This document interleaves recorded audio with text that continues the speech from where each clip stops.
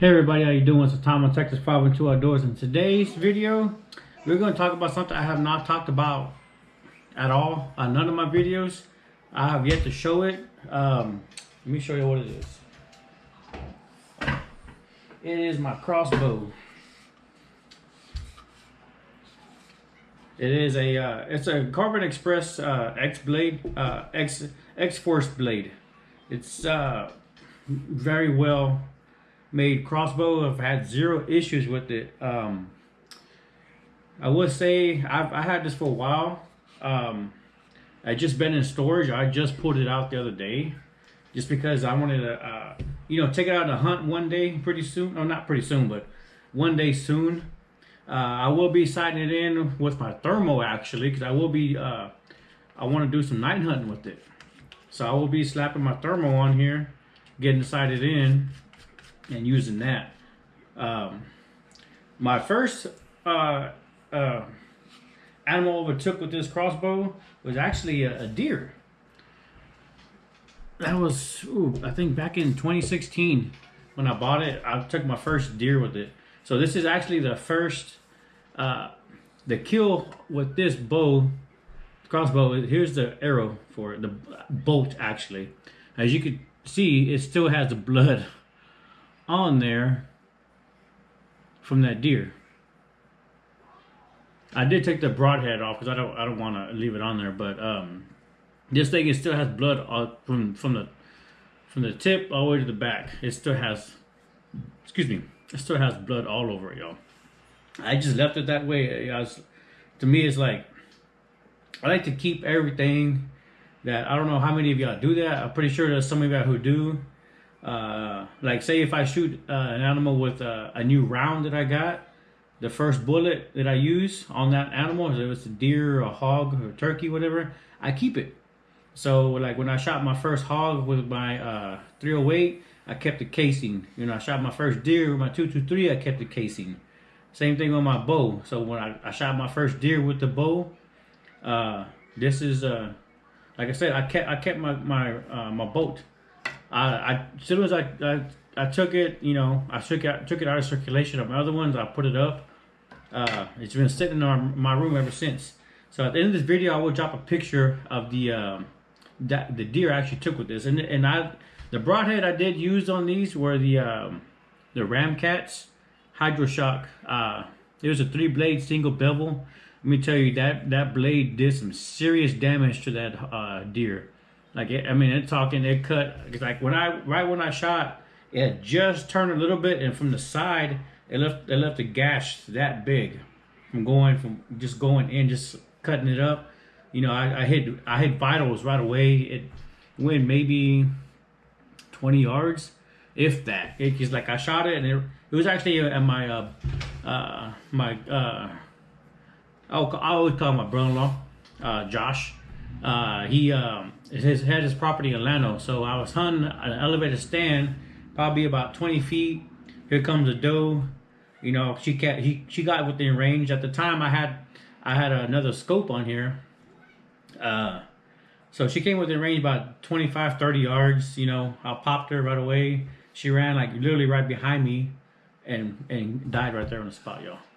But I do have extra bolts for here. They're all the same ones. I like to keep with the same bolts on my crossbow, and I do have 100 grain field tips, which I will be switching them out and putting actually 125 grains. I'm gonna go a little heavier this time, because when I take this thing out hunting with my thermal, it's gonna be on some hogs, y'all. So I want to see what kind of damage this is gonna do on a hog, because I've never shot a hog with a bow, either my compound or my crossbow. I've never shot one.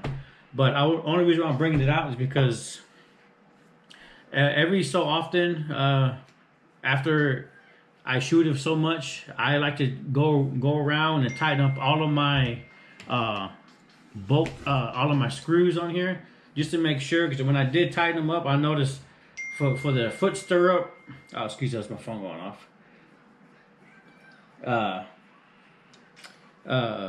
These screws in here that hold the foot stirrup came a little loose, So when I got it, I was actually able to wiggle it. So that's the thing with any bow you get. Always make sure that you tighten up all your screws. And also I will be putting some rail lube on the rail. It doesn't need much, y'all. You just put a little bit. There's basically like a tube of lipstick. It says rail lube. You just put it from the front all the way down here.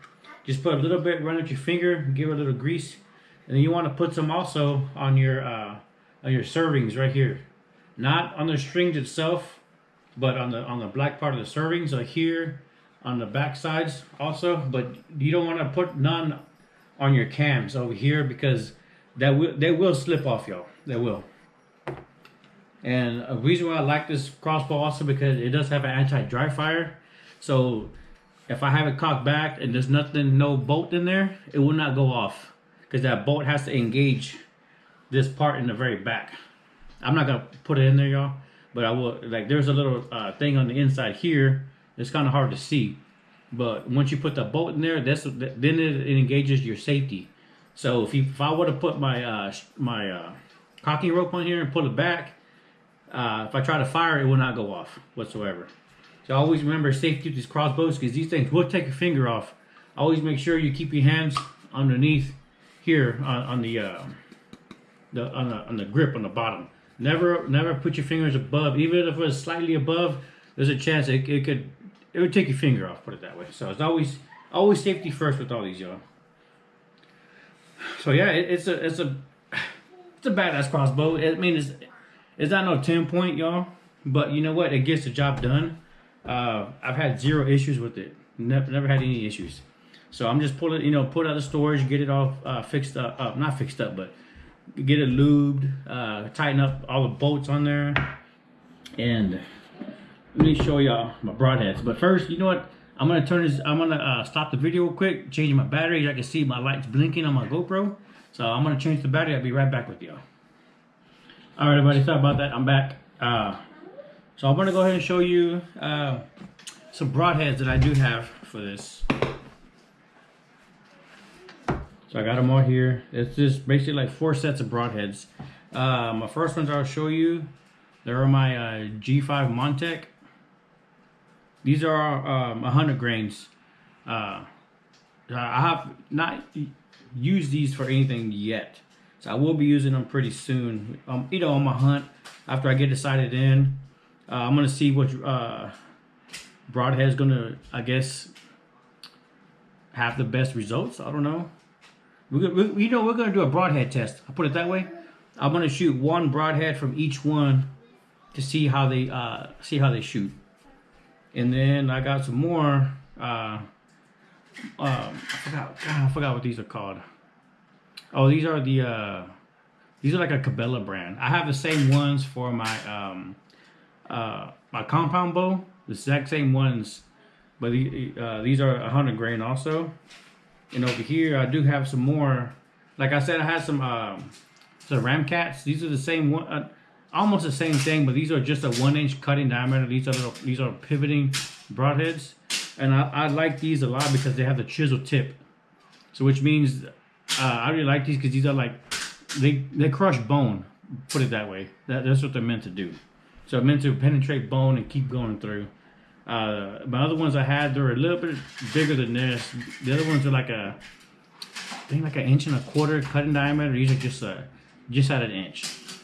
Very nice. These, I forgot which ones these were.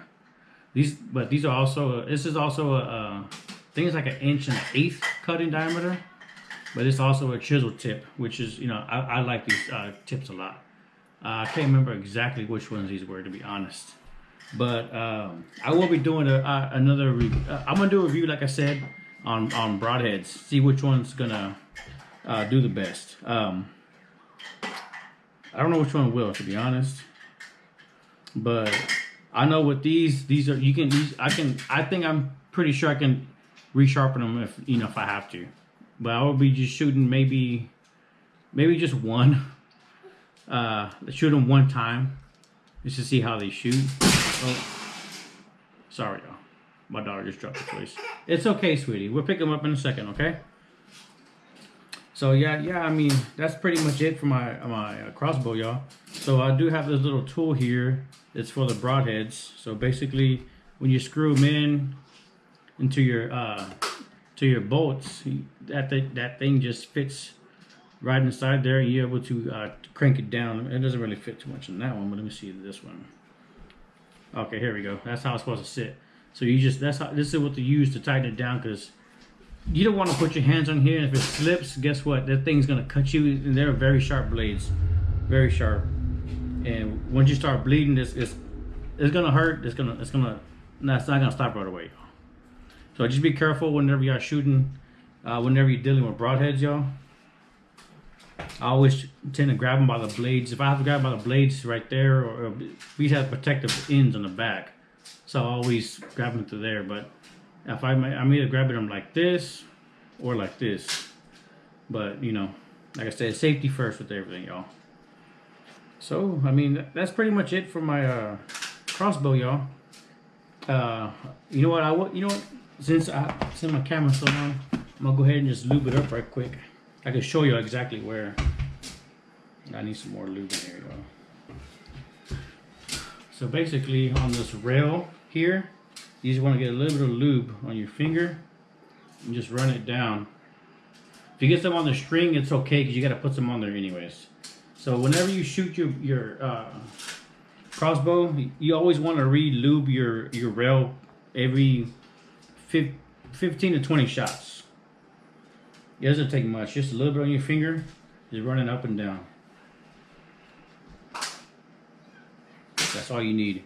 And then you want to put some also on your servings right here, and try to avoid getting it on your string itself. You can tell the servings back here on the close to the cam, but like I said, do not get none on the cam. So just right there only. This little part right there, get that part. I already got here. So we're gonna put a little bit more on this other side. All it takes is a little bit of wax, y'all, just to keep it, you know, lubed up. That way it doesn't start cracking on you with the servings. Once you start seeing fraying everywhere, that's when you want to start that's when you're looking to replacing your strings. This one has not have the strings replaced on it at all. So I think, you know, probably before deer season comes around, I think I'm gonna go ahead and just get my strings replaced. I think I'm gonna go with different colors other than black and green. I don't know, probably like my favorite color is red, so I think I'm gonna go with like a red color on here. So I mean, that's it, y'all. Simple. Like literally took a minute to lube up your rail and your servings on your strings, and that's it.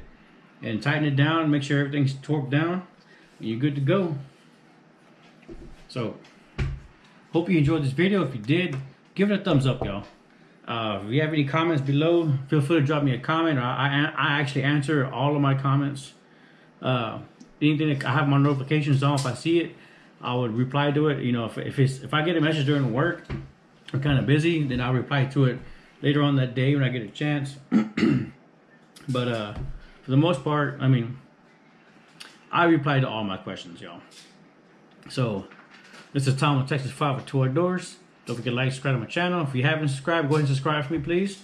Like I said, I'll be doing this video, testing the broadheads, and let you know how it's gonna do after I do that and put the thermal on here, and then take it out for a hunt later on, and hopefully get on some hogs, y'all. Cause I really want to take a hog with this crossbow and my compound. I have not shot a hog on my compound, which I really want to do. I have taken turkey with this though, and deer. That's the only thing I've taken with this crossbow is turkey and deer. So hopefully I can get on some hogs pretty soon, y'all. So y'all have a great day, y'all, and let's get it.